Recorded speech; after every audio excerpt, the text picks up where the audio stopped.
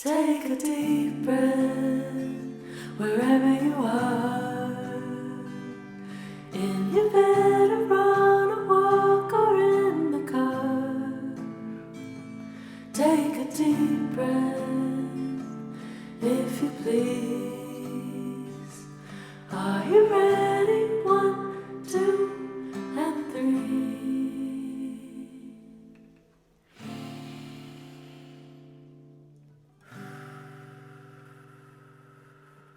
Thank you so much for joining me today.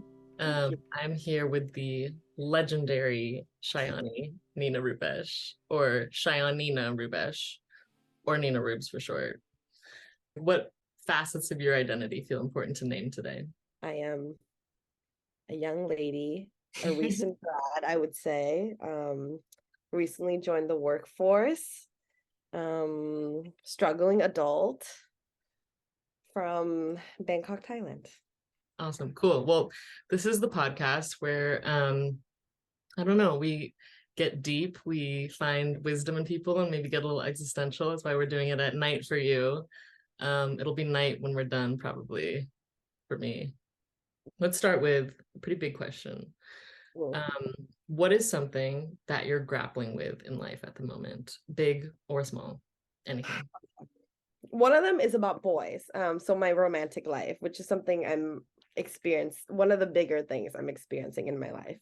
I realized that it would make this conversation not pass the Bechdel test, which is fine. Sometimes we need that. Um, And then the other one is about my biggest fears in Okay. life. I can start with that. Um, a few days ago, I was talking to someone and they asked me what my biggest fear in life was. And I was Mhm. like, oh my God, I don't know how to answer this. And I said something like, well, I have a lot of fears. I have big fear of dying. That's like really the big thing. Yeah. But also I've like realized that I'm really afraid, especially like recently, um, of like turning out to be like very normal. And I think it's because like most of my life I feel like a pretty special person to myself, and maybe that's like the Leo speaking, but I feel like I'm pretty cool, I like think so. I think I have thank you. Like I feel like I have cool interests. I'm like really proud of my sense of like fashion and music. So I feel very comfortable in like my interests and Mhm. what I like. But then like the past few months, and maybe it's because like I have like a 9 to 5 job, like every day just like waking up, like very routine, and then other than that, I just don't really do anything else that I would like to do, like be more creative. I don't know, join like a sports team or something. Mhm. I see, all these people doing like people my age, like doing like really cool thing or like cool projects. And I feel like I'm not doing that. Mhm. And like I should, because like if I die right now, there's not really like anything memorable that I've like done really, even though I know that's probably not true. Mhm. Um, but I don't know what that looks like either. Like I don't know what being successful looks like right now, like if I had to like say it to you, like what I would like to do or to achieve before I die. Like I don't know what that is. Yeah. Um, and I feel like more importantly, I don't have the motivation to do that either, which sucks because I want to be more creative. Like I want to, paint after work, but then I don't have like the motivation to when I'm like been working for like hours in the day and it's like dark out at 4 p.m. So that's one thing. But it was like a pretty big realization, I think. That's fascinating. Okay, so most of your life, up until very recently, maybe a couple months ago, you felt like the main character. You felt special. You felt unique. You felt like people in your life could recognize and appreciate qualities about you, like your fashion, your style, your artistic nature. And more recently, because you've been in a bit of a routine, you're feeling more normal, and maybe boring. Maybe I'm reading into that, Yes.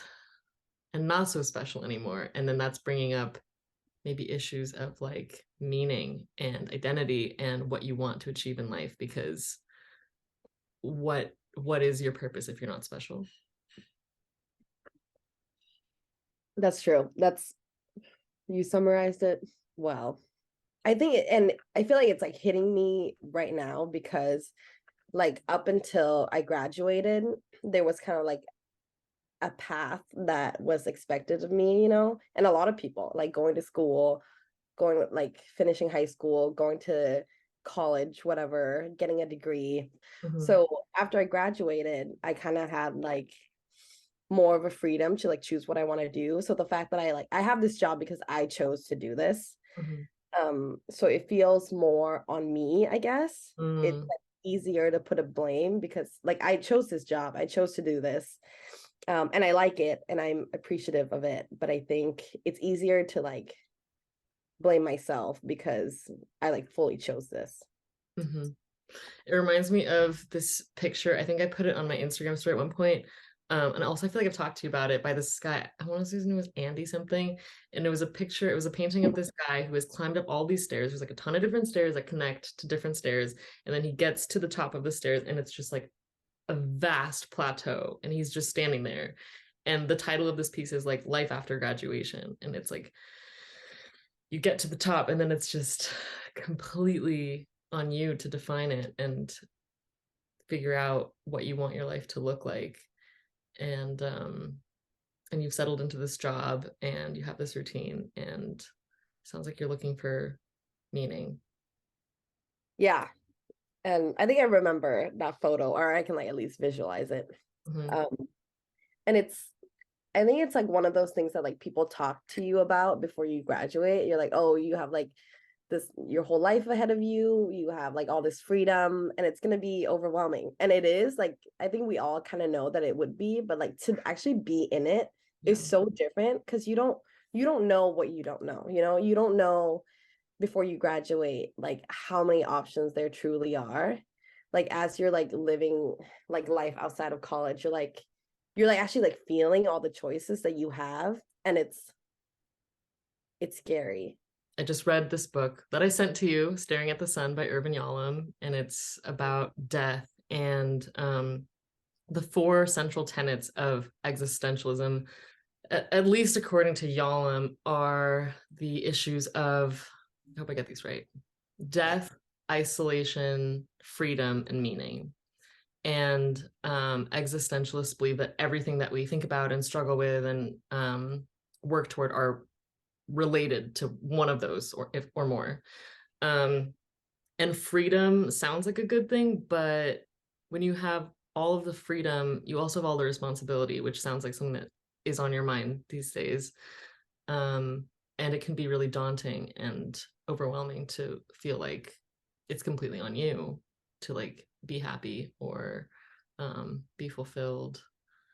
Yeah, you don't have the structure of school or some institution or some external measures of like what success is because you don't have grades anymore. Yeah. Yeah, but it also sounds like you have your own definitions of success and in that it's related to uniqueness and being special, and normalcy is somehow feels like failure to you right now. Are you able to define what normalcy looks like and what being special or feeling special would look like? Yeah, and that's a good point because I know I've been talking of like about the idea of normal Mhm. like very casually. But like yeah, you're right, like my normal like probably isn't like the same as what other people would define as normal. It's weird because when I think about like being normal versus special, like I don't really like, as opposed to like when I think about like other things like attractiveness or something, I would normally like in my head like visualize someone Mhm. that would fit that standard, like it's very easy to yeah to visualize, I guess. But when it comes to like specialness, like it's it's really hard to put into words, I guess. I don't know. I think just yeah, stand out. I think that's like the best word I can come up with. Yeah, not even in like a specific way, but I just want to like be important, I guess. Yeah. Like be yeah, Yeah. You want to be memorable. You want to be alive in people's minds when you're apart. You want to matter. yeah. And Yeah, that's super relatable. it's not like specific things. Like I don't want to be, I mean, of course I want to be like pretty in their eyes, but like I just want, like when I think of people who are important in my life, like I don't necessarily have words right away that describe them. Like I'll like think of someone important in my life. Like for example, like my sister. Um like words like don't come up right away in my mind. It's more of like a vibe. So Yeah. like I like her because she has like a certain vibe that like matches mine. And Mhm. that's why she stands out to me. And that vibe is like a combination of a lot of things.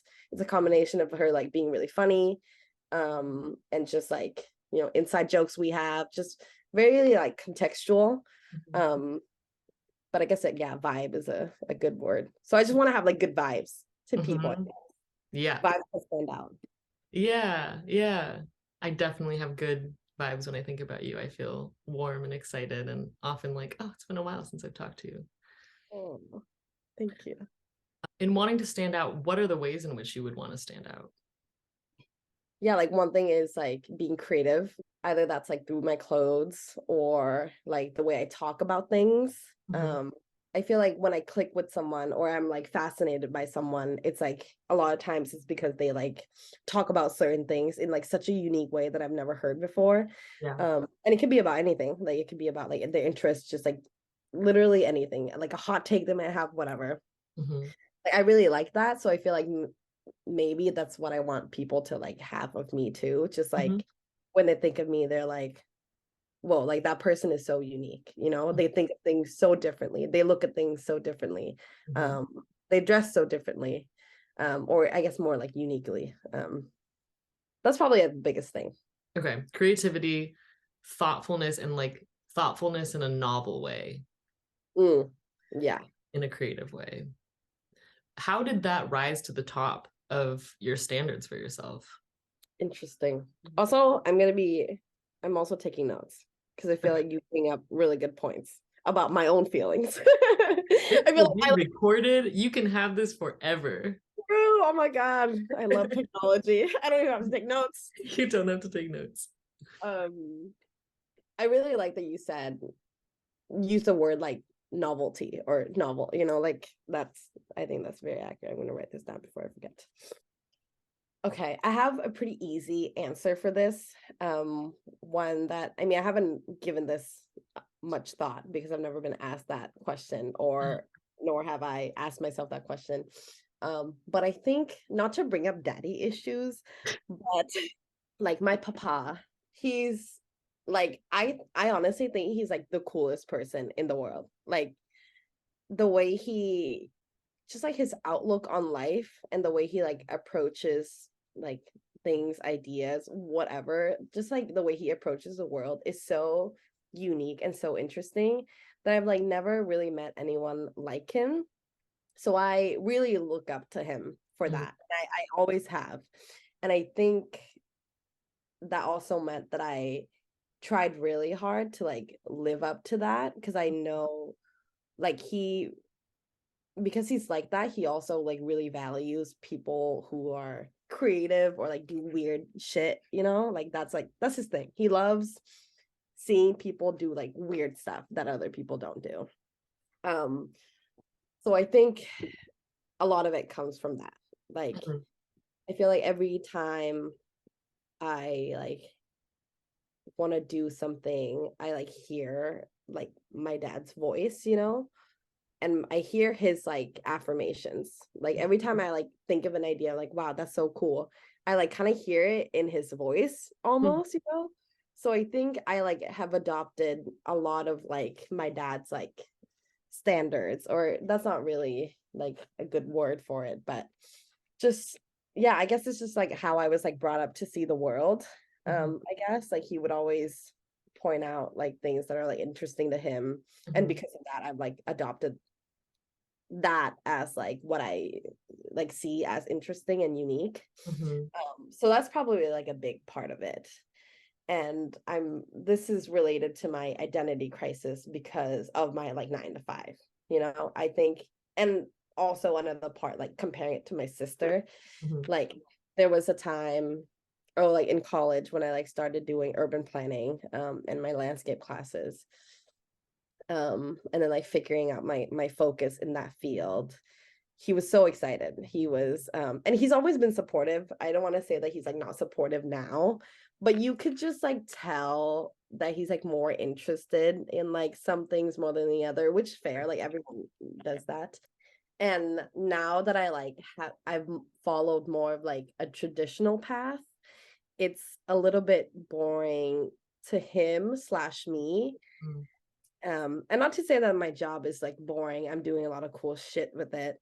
God, I don't know why I said that. A lot of cool stuff with it. Sorry, that sounded so aggressive. Like I started my own project, or like this thing that I'm hosting. So it's like it's really exciting stuff, but like not necessarily, and it's important stuff, you know.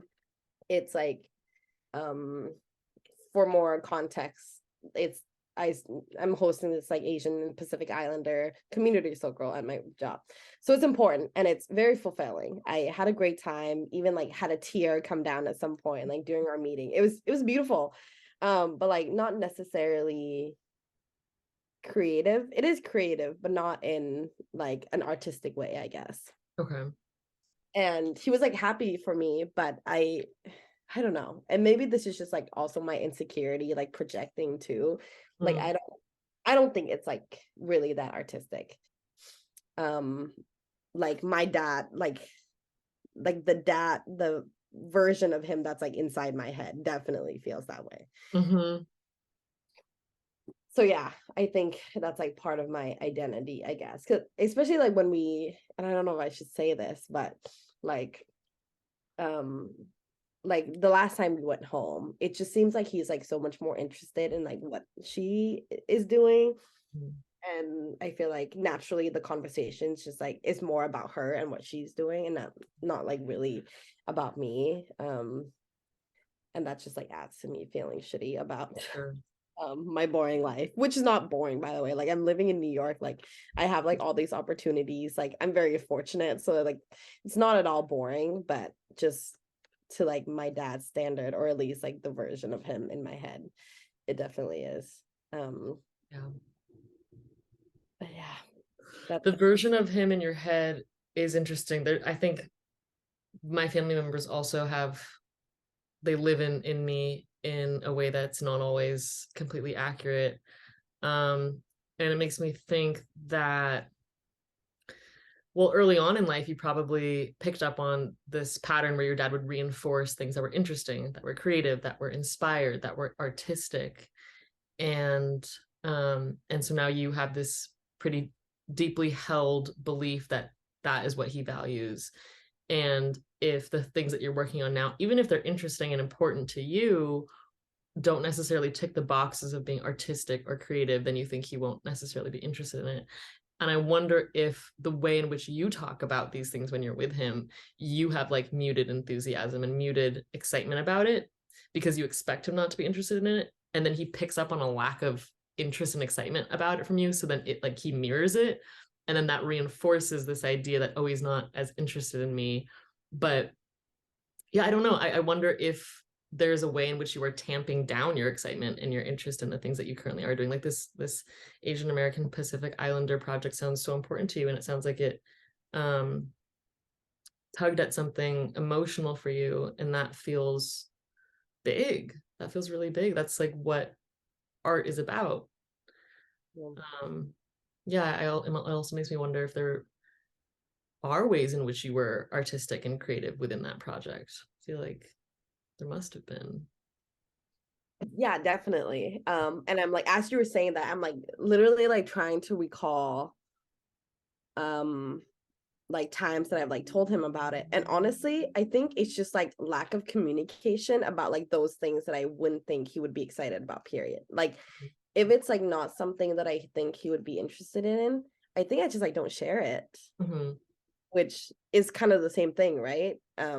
But he just like doesn't know about it at all because I would rather like not share because I don't think he's, you know, gonna find like interest in it. Yeah. Interesting.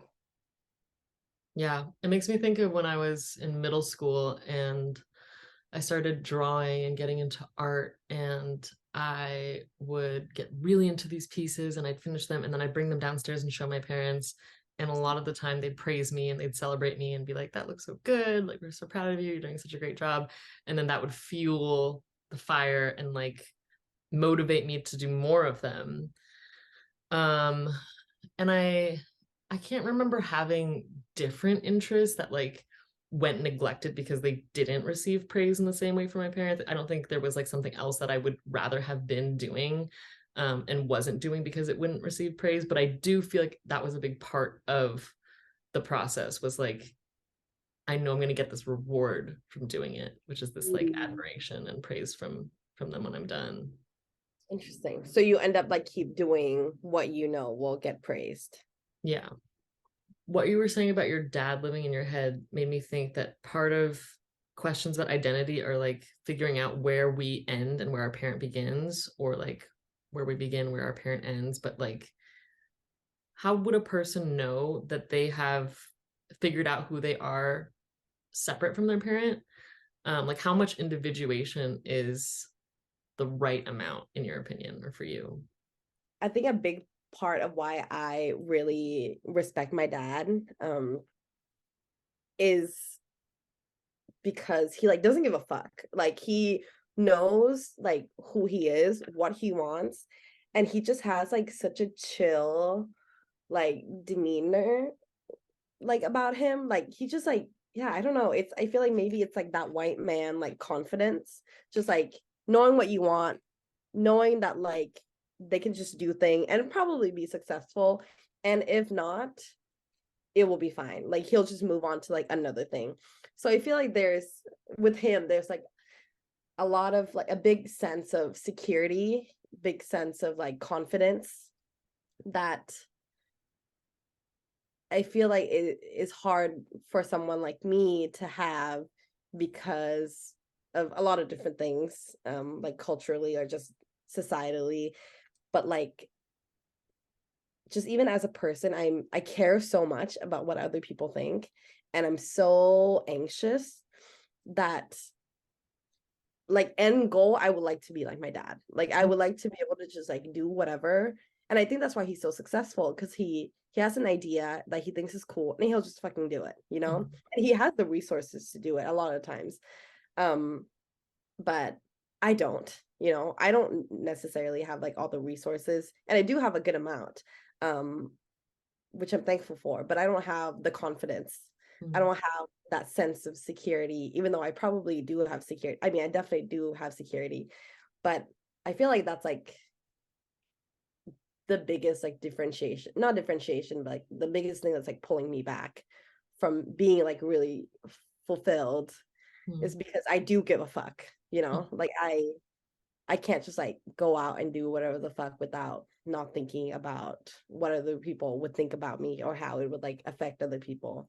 And not to say that he like does things without like caring about what, how it affects people. He definitely does, and I think he's very caring, but I don't know, he just like does it well, and I don't think I would like to be that. But because I, yeah, again, like I care so much that I, that's like my biggest setback, I think. I don't know if that answers your question. I don't remember what my question was. I don't either. Um, Um, it was something about like differentiating yourself from.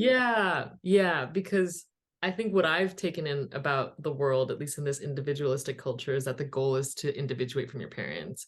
And Mm, so there's almost a bell in my head that's like, if our parents live too big, they loom too large in our brains, and like we just operate completely in the world according to what they would praise or what they would find valuable, then we haven't necessarily individuated and become our own person.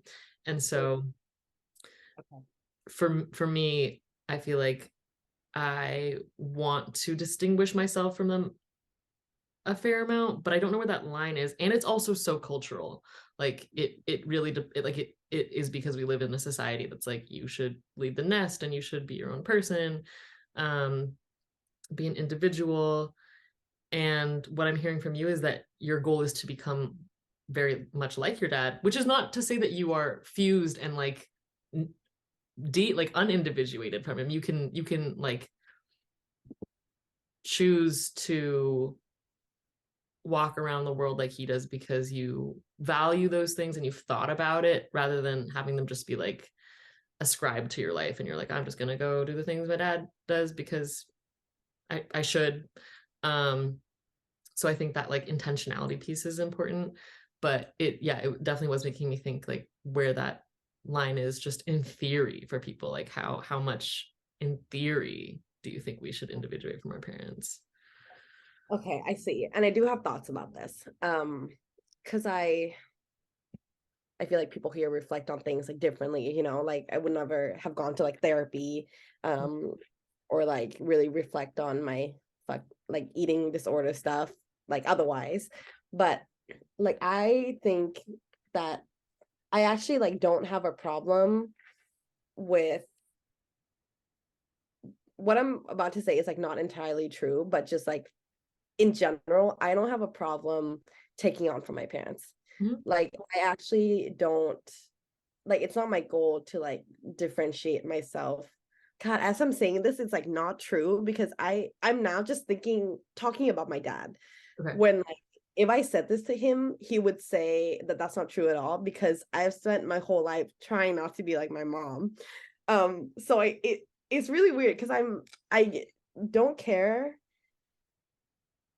Yeah, I guess I don't really care about being like my dad, but I do care being like my mom, which feels really mean to say, but and I think it's so some context. My dad would always, when I was younger, and still he still says this, like he would always joke about how I'm so similar to my mom. And like I feel like growing up, I always thought, my dad was, and you could tell probably from this conversation that like I think my dad is like the cooler parent, um, just like on the surface. But yeah, but I'm definitely like very similar to my mom. Like our anxieties are very similar. The way we like carry ourselves are very similar. And I hated that about myself. Like, and my dad and my sister would always joke about it. And they know it like bothered me. But they would fucking bully me about it. They'd be like, yeah, you're so similar to your mom. You're just gonna turn out like your mom. And they say it in like a playful way, but like definitely like negative, Yeah. and like I feel like in the recent years it's sad that we like talk about my mom that way because it's like the past few years I've definitely like reflected on like good like my mom's like strengths more than like her weaknesses, which I've always done most of my life. um but but yeah, I always like try to prove myself that I was like not like my mom, and for the longest time I was like, I'm not going to turn out like her, just you wait, like you'll see. And Mhm. then I like realized that by doing that I'm like turning into her more, because that was Mhm. like that would be something that she would be bothered by, and then right after that I'm like, okay, I'm just not gonna care, I'm just gonna be chill about it. But then like deep down I still cared. Yeah. So I feel like it wasn't until I like started to realize that there was nothing wrong with being like my mom that I like truly freed myself from Oh, being like her. And not to say that that's like an upgrade or something, like it isn't. Like there's my mom is like such a strong lady, she like ran a business by herself. Like I've like gone to work with her like all the time growing up, and I like literally saw how strong she was and how independent she was. And I like never like focused on those qualities because it was so much easier to try to like, yeah, please my dad and be more like my dad and my sister, and not like my mom, that I like didn't, yeah, I didn't focus on like how cool she was. And yeah. she's fucking cool, she's like a cool ass lady.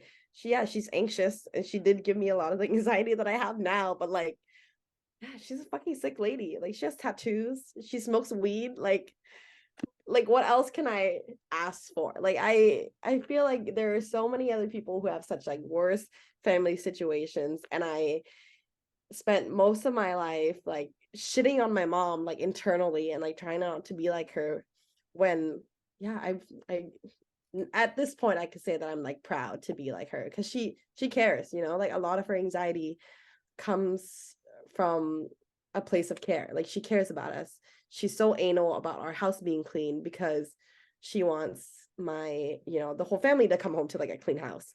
Or even though she like also works, like there's so many things. So like I feel like we took for granted when my dad talks about my mom, that's like I'm like one person removed from it. So I'm just like taking the information that he's like verbally telling me. Yeah. And a lot of times, or sometimes it's negative. When like I'm sure internally as he's saying those words, there's also like love and compassion that comes with that too. But I'm just able to hear those words. So I'm not like, what am I trying to say here? Like I'm just adopting those words that are purely negative when I'm sure there's a lot of just like layers behind those words that he's saying too. And the same with my mom to my dad.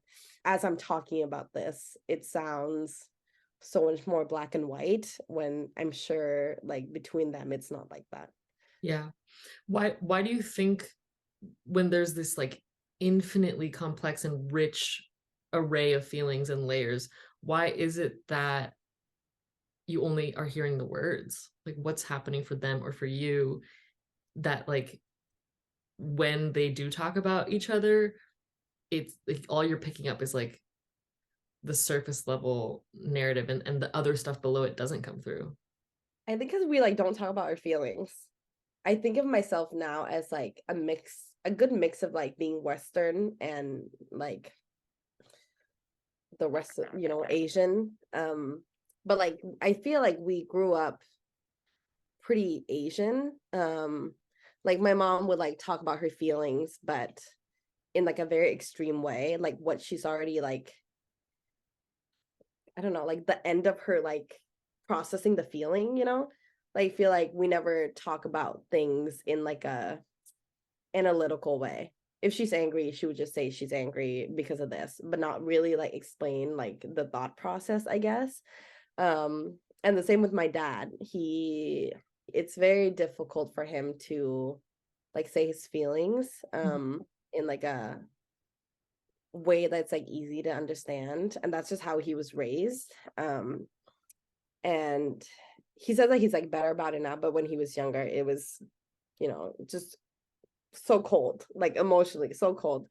So I think we like never really like talked about our feelings. Like we were pretty close, but yeah, I feel like that's like a big part of it. Maybe I like never really understood how they process all the emotions or Mhm. like conflicts or whatever, that like what I'm getting is like the end result, which is like whatever emotion like it resulted in, I guess, and Mhm. not so much like the whole process. And I feel like that's where like all the complexities are. Mhm. um, That evolution with your mom was really beautiful. I was really struck by that, how it was just interesting how you, I think, grew up being in this sort of like trio with your dad and your sister, where you had this sort of like group narrative about your mom, and you were like playfully chastised for having qualities like her, and that made you think like, oh, I need to get rid of those qualities in myself so that I can be more aligned with this group here, my dad and my sister. And then you realize that by rejecting these qualities about your mom, that actually was being like your mom. So you like went to the complete opposite end, but like you were still in the same boat. And it wasn't until you recognized that there was nothing wrong with her that you were free. And that's such a beautiful thing that I feel like is relevant to a lot of other things in life, like being fat, like fat phobia. Like, I think it's not until we realize that there's nothing wrong with being fat that we can free ourselves and like sort of like release the shackles of fat phobia and like body size oppression. um but it's really hard, like even if you can let go of the broad societal narrative and choose something for yourself that feels truer and more freeing, the social repercussions of having your own individual belief still affect you.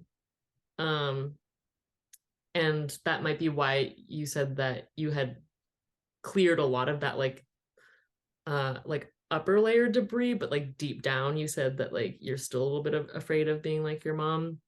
And I feel like I have that too with like body image stuff. Like it's so entrenched and internalized that like those like bottom layer stuff, like it's really, it feels impossible at this point that like I'd ever fully extricate that from my psyche. And maybe we can't ever because we do live in this society. I think part of why I was like successful with like my whole family stuff that we just talked about is because I realized that I like don't really care what my dad and my sister think. Hmm. And I think that's like a big part of letting go is that like I'm like this, I'm like my mom, we're like this. You're just gonna have to deal with it. Like I don't really care what you think about it. You're just gonna have to deal with it. Mhm. Um, and at this point, I'm like proud of it. So like I don't really care what you think. Mhm. So it's yeah, I think that's like part of why it was I was like successful in that. But I still can't do that to like like a date I'm going on. I can't think that way about them yet. Yeah, there's an interesting, like within this conversation, I heard you say that like your dad lives in your head. It's so important to you what your dad thinks, and like the way that you talk about what you're doing in life, what you're doing at work. It's important that it's interesting because then it's interesting to him, and then you can connect with him and what he thinks really matters. And then there's also this other side of like he represents not caring what other people think, and you just now said that you don't care what he thinks or like what your sister thinks, which is sort of like being like your dad. And it's interesting that like you both care what he thinks and what he doesn't think, and both of them are like your dad. Because when you care about what he thinks, like if things are interesting and creative and artistic, you're thinking like him. And if you don't care what he thinks and what your sister think of you and like how you're like your mom, that's also like being like your dad because he doesn't care what people think, you know? Oh my God, am I more like my dad than I give myself credit for? I don't know, it's just making me think that there's like a weird paradox thing that happens with people, like maybe Maya, this we is a can't. goddamn revelation. I I'm writing in all caps. I don't know. am What do you think? actually, What do you think about that? I just definitely noticed that within the same conversation, you both said that you want to be like him, you aspire to be like him, you care about what he thinks, and then just now you're like, I don't care what he thinks, and so I don't know. I just think that that's interesting. I just want to say that I think you would be a great therapist.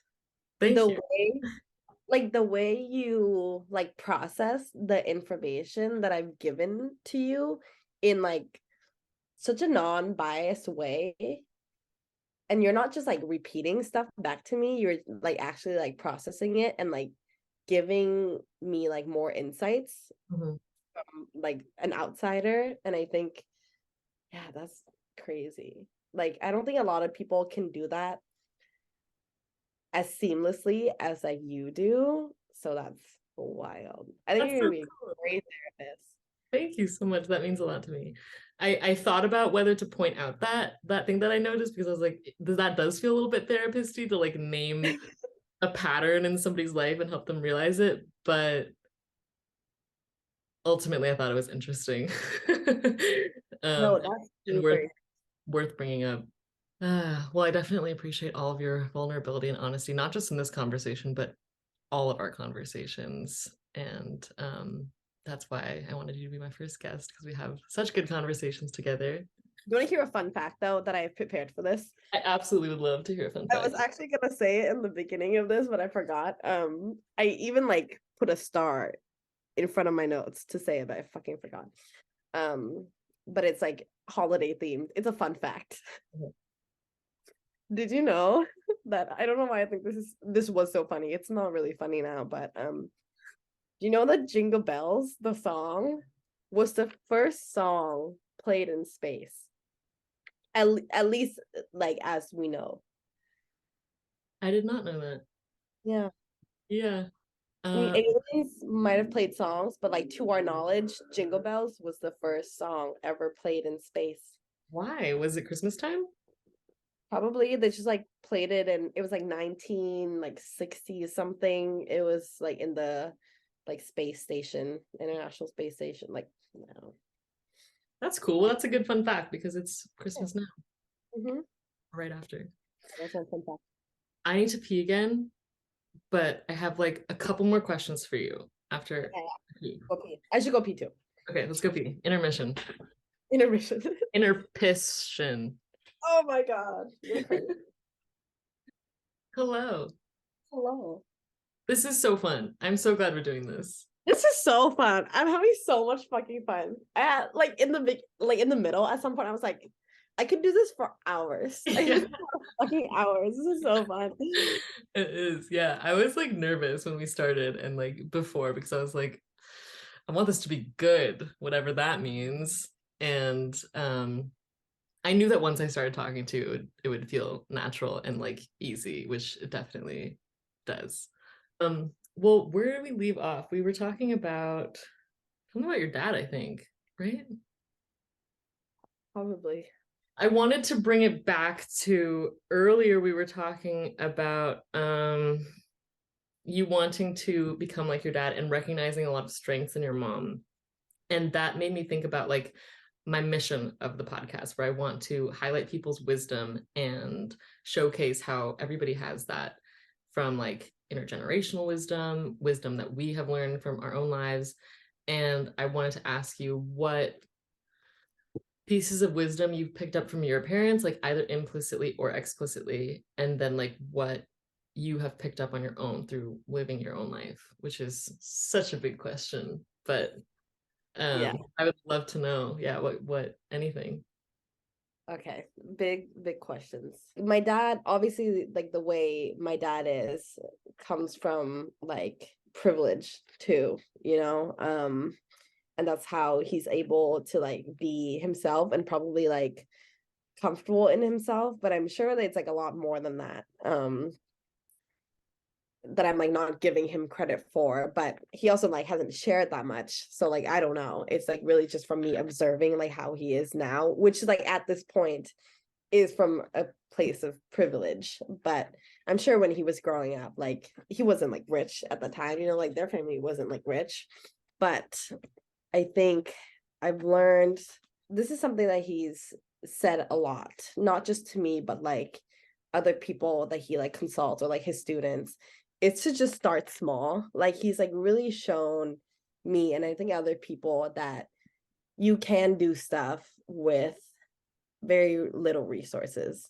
If there's something he wants to do, he'll just start small. He'll start either like researching or like just like reaching out to people who he thinks are like the experts in the field or whatever. And then he'll just like do it, which is, I think, hard for a lot of people. And it's hard for me.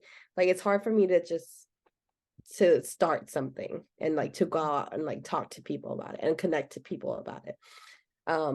But yeah, that's like something that I really admire and something that I like a lesson that I like want to do like more. Every time I like think of a project that I want to do, I always think about like the end goal and what it's going to be, and it's going to be like this like big beautiful project whatever. But I like rarely focus on like the starting point, which can be so small. It can be from something you have, like whatever you have already, even though that's like a very small amount of resources. And I think he does that very well. And I think that's like a piece of advice that I've heard from him that's really helpful. My mom, let's see. I think my mom also like to an extent doesn't really care. Like there are some things that she like really care about and like really care that like people know about her. So I feel like the past hour and a half I've like mostly talked about my dad like being very carefree and me like really liking that part of him. But my mom is also like pretty carefree. Like she like ran our like family business like by herself mostly, while my dad just like I don't know does whatever like cool shit he thinks in the moment. I think it's just cool that she's like equally as carefree but also like anxious. And I've never had this thought before. I'm literally only having this as I'm saying this, which is kind of crazy, but I think it's honestly like so cool that she's able to like do both at once. Like some things she just like doesn't give a fuck about. Like she retired, she just like bought a shit ton of land so she can like live by herself on this land with like crazy fruits everywhere. You know, she just did it because she wanted to and she could. And I think like that balance is something that now I want to like strive to be. Because I know that I'm like an anxious person and I'm a person that cares a lot. And I've realized that that's like one of my strengths too. Like I wouldn't be who I am if I wasn't so fucking anxious about everything. And I think it's beautiful that she's able to do that while also like being chill as fuck a lot of the times.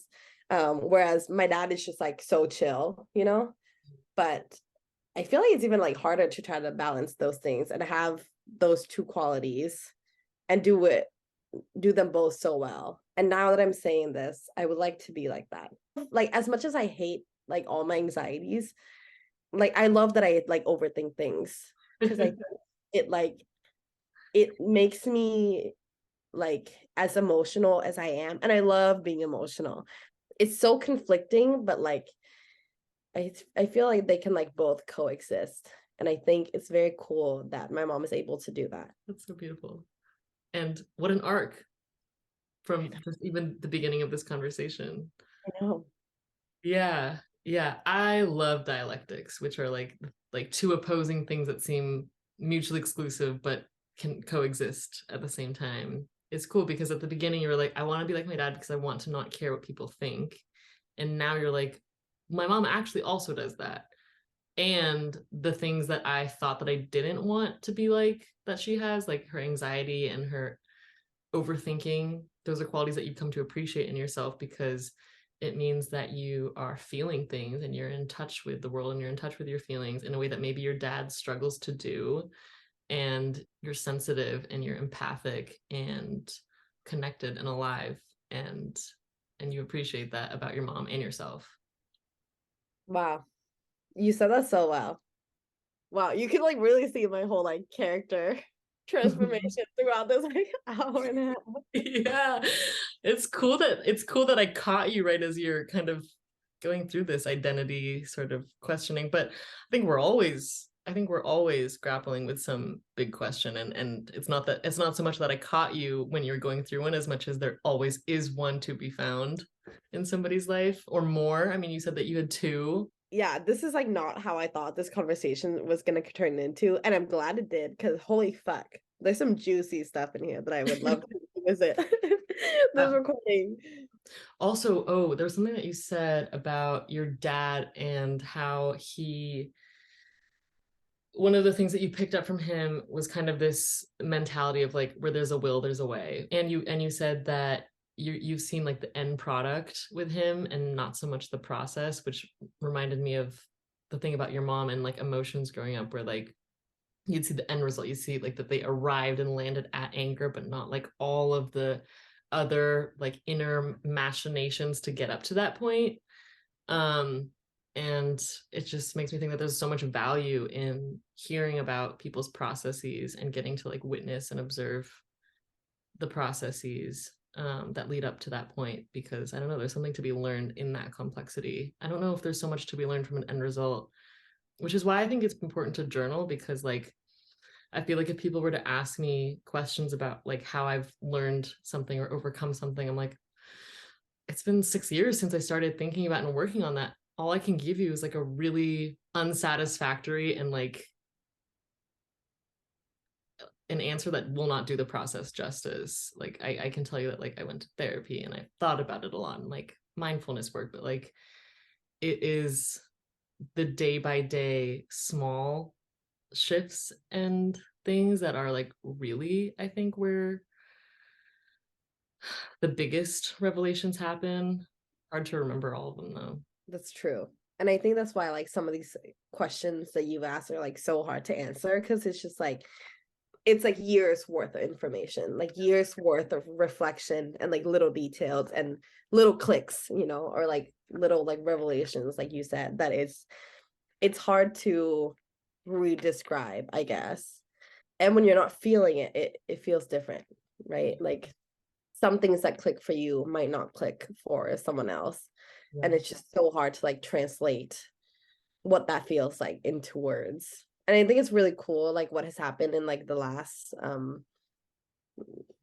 hour and a half that we did this is that like I feel like you could like I really felt um like a shift in like the way I was like thinking of the things that I was like Mhm. telling you, and you like reflected it back to me.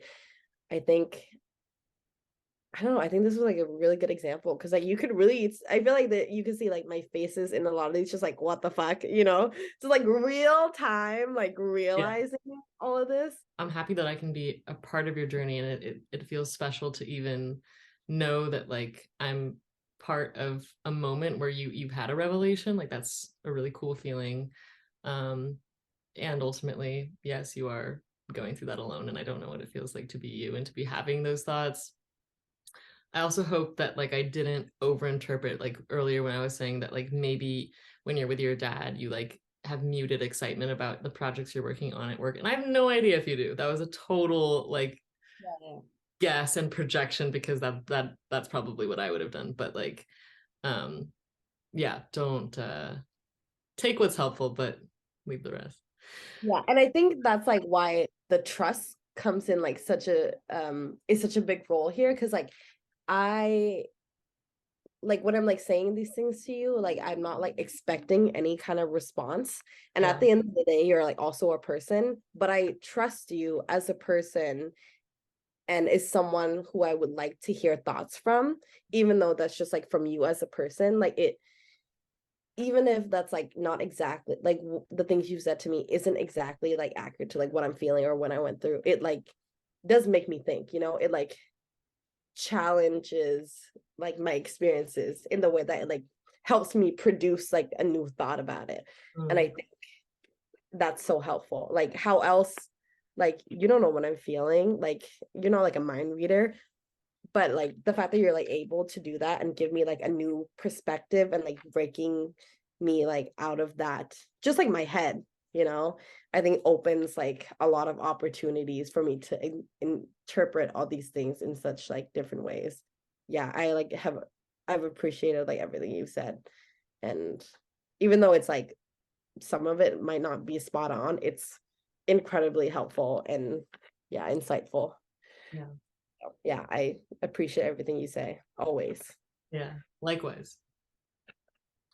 What was the last revelation you had before this call, in your recent life, big or small? Like the most recent moment that you can recall where either you had an aha moment or you felt like really wise, or like you had like stumbled into something new. I'm gonna pick something so small because I think I had a moment recently that was just so beautiful that I like don't really know how to describe it. And I don't know if it's life changing, but I think it's like a part of like a bigger epiphany that is coming. A few weeks ago, uh it was just like a normal night. Yeah, literally just like a normal night. I got off work. None of my roommates were home, I think. I was just like, I'm just gonna smoke.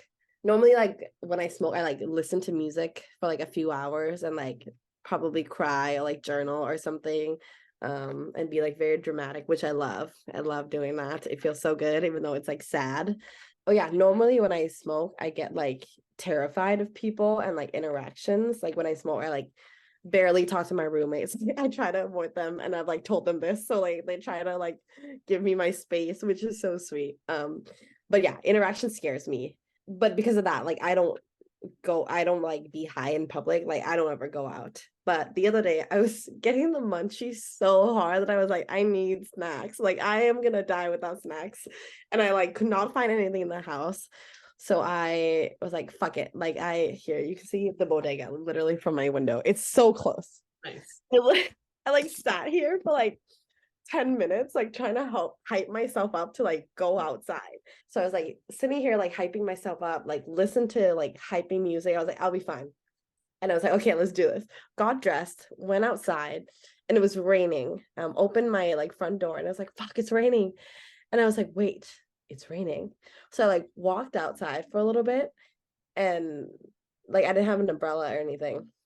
And I just like stood in the rain, and I was listening to this song, and it was like such a beautiful song. And I just like I couldn't move.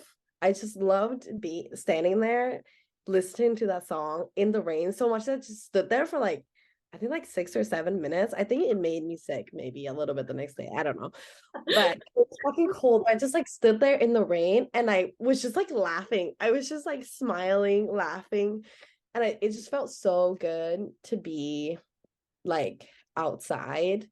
I like really like felt how big the world is and just like how I don't know how to explain it, but like how much like life there is on the street in the world that it felt so comforting to be part of that and not like isolating myself that it just yeah, it was just like a beautiful moment. Like I haven't really like reflected on that or like what that means, but it was just like such a small moment, but it was like so fun.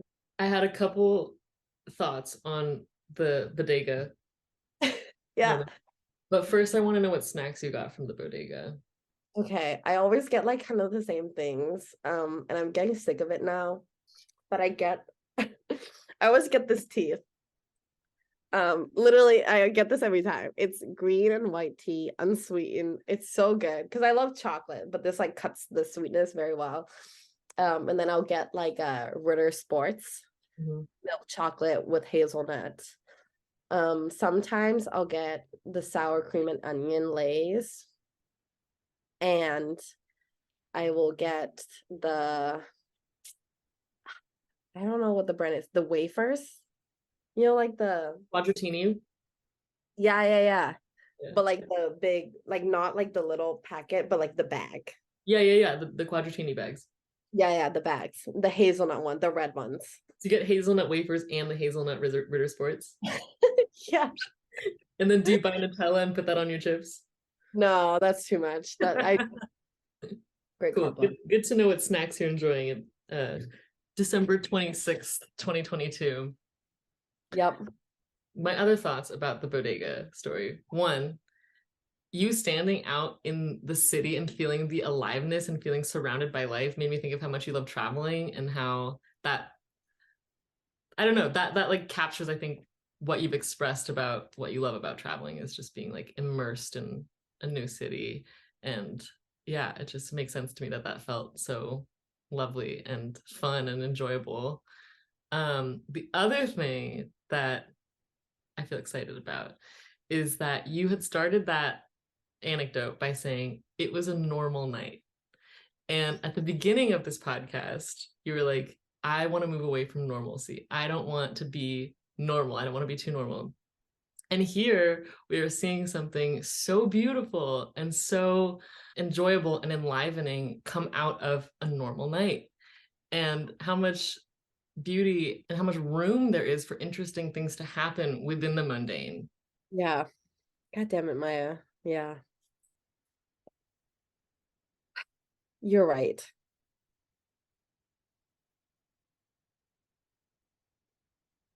Fuck. Yeah. Yeah, I like that. Process. And that's such a good point because I feel like that's like something I struggle with clearly now that you brought it up. I like tend to focus on like the big thing, the big thing that it's like very obvious for people to like recognize and be like, wow, that's a very cool thing that this person's doing. Yeah. Whereas like no one would really appreciate me just standing in the rain. Like like someone walk by, they'd be like, it's just person standing in the rain, a little weird, but whatever. But yeah, it was so beautiful and so fun. But I rarely like stop and like recognize that. Mm-hmm. Hmm. Same. I remember like telling you that I want to be like yeah, kinder to just like people around me, and I haven't like always been good at like expressing that. Like I feel like I have a lot of like I think about the people around me a lot. So I do care about them, and I think maybe in a way like I am being kind to them like internally, but I don't ever like make them feel that way. And I think I'm like right now trying to be like more communicative and vocal about like the love and the affection I have, especially like with like platonic friendships. Mm-hmm. Like that has always been hard for me. Yeah, I think like right now, for me, being kind is like showing them that I like do love them, and I do think about them, and I like want them to know that, because sometimes like how else would they know otherwise, I guess. Like, yeah, like actions speak loud, but sometimes you kind of need to point it out too, and you need to like say that like you do think about them, and you do like actively care about them. Yeah. Again, that makes me think of what you were saying earlier about your mom and like and your parents, and just seeing the end product of the things that they have achieved in life without understanding all of the steps up to that point. And I think that is now what I'm taking away the most from this conversation, is the importance of bringing people in uh to the process of arriving somewhere, and how it is sort of like show don't tell, is to like bring them along the journey and like talk about and like slow down and like understand all the pieces that led up to the end product, and the end product is maybe not so important. Yeah, no, definitely. And that reminds me of a conversation I had with my friend Olivia literally yesterday. We were talking about jobs. She's just graduated. So congrats to her. But Congratulations. um she was talking about like, oh, finding jobs. And I like gave her one advice, and it was like, it is something that I've learned through my current job, is that like when I'm, especially because like I work remotely, so like day to day, like I'll have meetings with my boss and like my team, but like most of the day, like they don't know what I'm doing. And my boss, like during our one-on-one, would always ask like, oh, how are you feeling, how are you going through like this process, like what are you feeling, are you okay, like what do you need help with? And like through that, through like her encouragement, I've like realized that it's like really important to be like, yeah, communicative, I guess, and like transparent with like not just like the date, like the process of like the work that I'm doing, but also like my feeling towards it. So now like I think my boss and I have like a better relationship now than when I started, probably because like we're building more trust. But I think through that I've like learned to just like message her during the day, like, oh, I'm working on this, it's a little bit hard, like I'm just like updating her. And because of that, she's like able to support me so much better, because I like never, like before this, I like never realized that she can help me even with like the little things. Like normally I would try to just like figure it out myself or like Google it or whatever.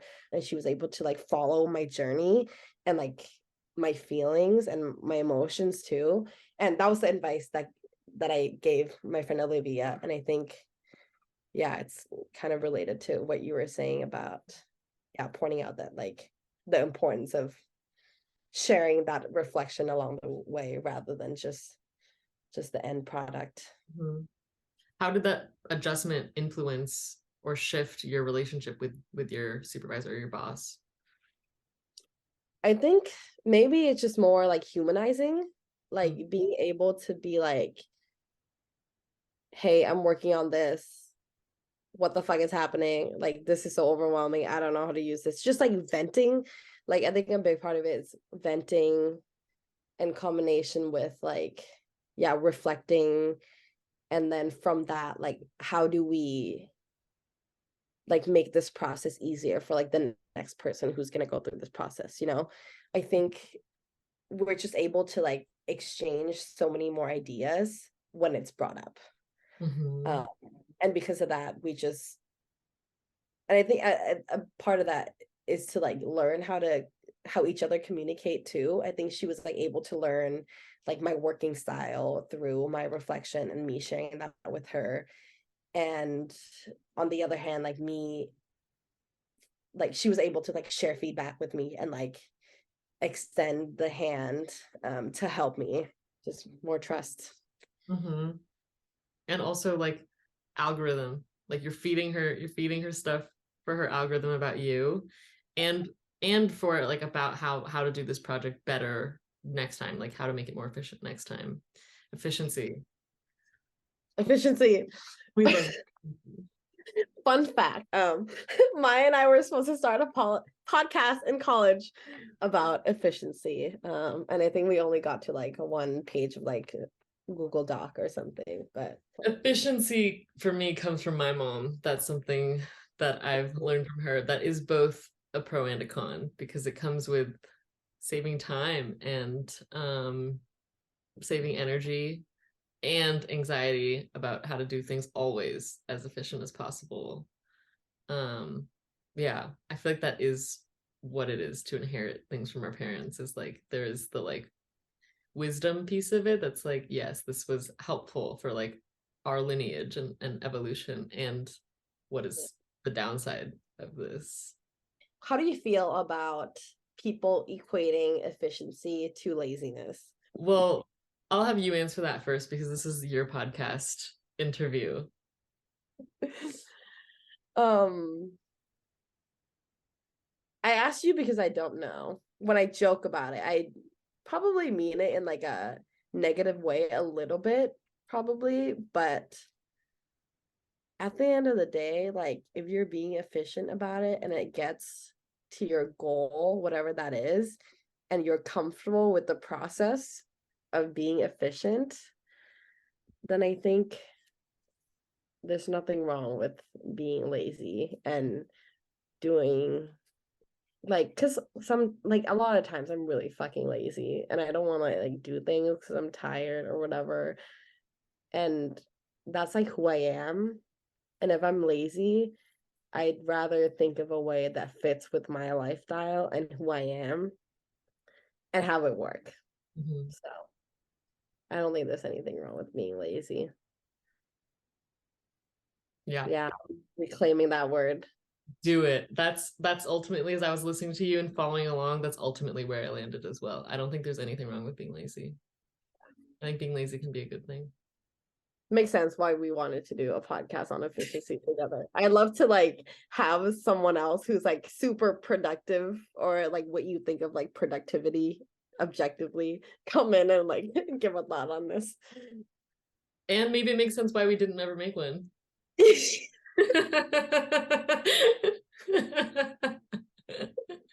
Yeah, we couldn't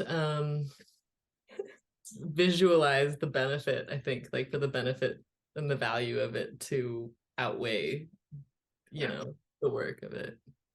Definitely. Yeah. We'll see how long this podcast lasts. I have hopes for it. I have medium-sized hopes for it. I have a lot of hopes for it. I mean, I had a lot of fun. I think other people will too. Like we started what, like more than 2 hours ago. Yeah, I'm getting tired. Yeah. I think it'll be fine. And I think this is a lot of fun. And I hope you have me back. And it's really funny that I can see your leg in your mirror right now moving in the background. It like freaked me out for a second. Hey. What was I Put gonna that say? sweatshirt there on purpose. Yeah. It's on purpose because I love it and I think that it's a great message. And I don't like that I can see my mirror in Zoom. Oh, I see. I see. Wow. So, and like my lamp gets reflected in the mirror and it's like really bright and it's just like you can see my screen. It's a two bird one stone efficient thing to do for me. Ah. And yeah, but mostly it's the mirror thing. Is that what you're gonna name your podcast? Take a deep breath. No, I was literally just gonna ask you what you think would be a good Ooh, name for this. I'm so bad at coming up with names for things. Me too. I was literally like, I asked that because I was gonna ask if you were gonna name your podcast that, because I think it's very cute to like have that. That'd be cool, but I don't even have to like invest in podcast merch or like a flag or anything. It's just It's already that. Yeah, you have it. You have it. Take a deep breath is cute though, I think. deep breath. Okay, let me try to convince you why you should call it Take a Deep Breath. Okay. I think I think like the stuff that we've talked about is like pretty heavy. And I feel like that's kind of your goal, like existential stuff, which a lot of times like is heavy. And I think it's like kind of a like cute and nice message to like, as we're having this conversation, like remind your guest or your audience to like take a deep breath while you're listening to this. But also I feel like I've had so many revelations throughout this that I've been gasping. And the act of gasping is like taking a deep breath. So I feel like it's like both like you should take a deep breath, but also like as we're having these conversations, I'm like taking deep breaths just Mm. from like gasping. Oh, I like that. I like that. I do feel the slightest amount of pressure to maintain some level of um interpretation going forward that like, well, now I have to make them all gasp with like awe. You should have like a cue card. Gasp. I'll just jump scare. I'll just put some like jump scares staggered throughout the interview so that they gasp that way. I like your idea. I'm like pretty sold on naming my podcast that. I think what I would like to do then is to end our episode by taking a deep breath together. Ooh, that's a good idea. Okay. Is there anything else that you want to share with your future self or your past self or other people? Yeah. I think this applies to me, but also I think everyone who might be listening. Just like I feel like I put a lot of pressure on myself, especially when it comes to like healing and getting to the point where I want to be healthier. But like every second I spend like reflecting on myself, like having these conversations, or just like living my life, like doing the things I want, or just being like good at my job, whatever, like having fun with friends. Like we're all on a path. It like takes time. And I think everyone should just, or at least I should just like chill a little bit and trust myself that I will get there. Like I'm still moving somewhere, and I should just be appreciative that I have like the life, the time, and the opportunity to still explore that and work towards something. And yeah, I'm just trying to be more appreciative of my life and what I have. Beautiful. Thank you so much for joining me today and for kicking off Take a Deep Breath with me. Oh yeah, how long are we doing making this breath?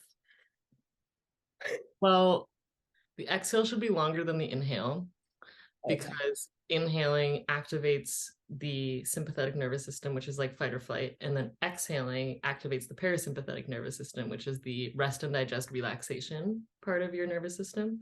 So, in order for a deep breath to be helpful in calming you, the exhale should be longer than the inhale. I like to Okay. take, I like to fill my lungs as much as I can and hold it for like a second and then exhale as if I am breathing out through a straw and like make it really slow. Okay. I'll follow your lead. Okay, ready?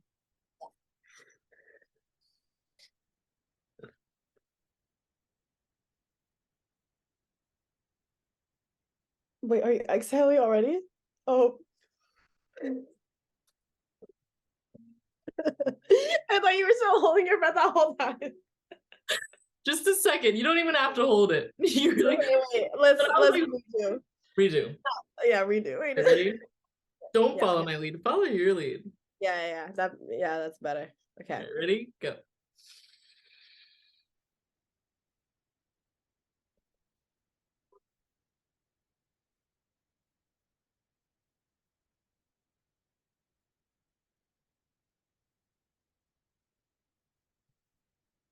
That's good. It was a pleasure, Nina Rubes. Thank you. This was a lot of fun. Thank It you for was. having me. And I'm honored that I'm your first guest. I'm honored to have you as my first guest.